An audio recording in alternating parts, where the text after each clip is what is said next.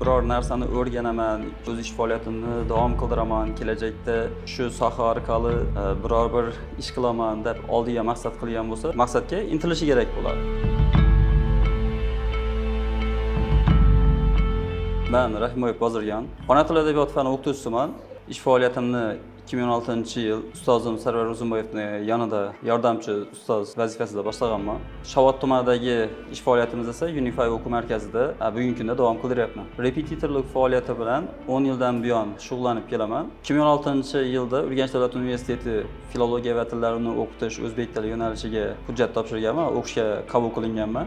2021-2023-yillar davomida Urganch davlat universitetining magistratura bo'limini, ya'ni lingvistika yo'nalishini bitirganman. Sarvar Uzunboyev domlaning yonida yurib, qarasam, ustozlik o'zimga yaqib boshlagan, o'quvchilar bilan ishlash jarayonida bevosita o'zim ham qiziqqanman shu sohaga. Keyinchalik shu ona tili shu ustoz, ya'ni repetitorlik faoliyati bilan, ustozimning turtkisi bilanmi, tavsiyasi bilan shu sohaga kirib kelganman.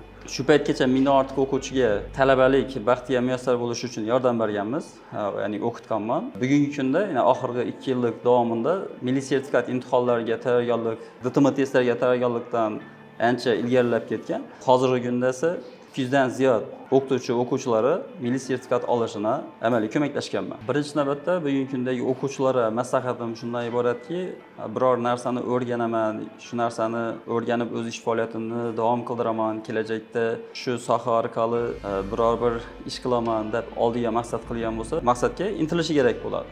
Chalg'imasdan. Hamma odamning birinchi dushmani bugungi kunda shu uyali aloqa vositasi, ya'ni telefonlar bo'lib turibdi. Internetga ko'p vaqt sarflamasdan, kunda 2 soat davomida o'qish, ilm olishga vaqt sarflasalar, menimcha oldiga qo'yilgan maqsadlarga tezroq erishadilar.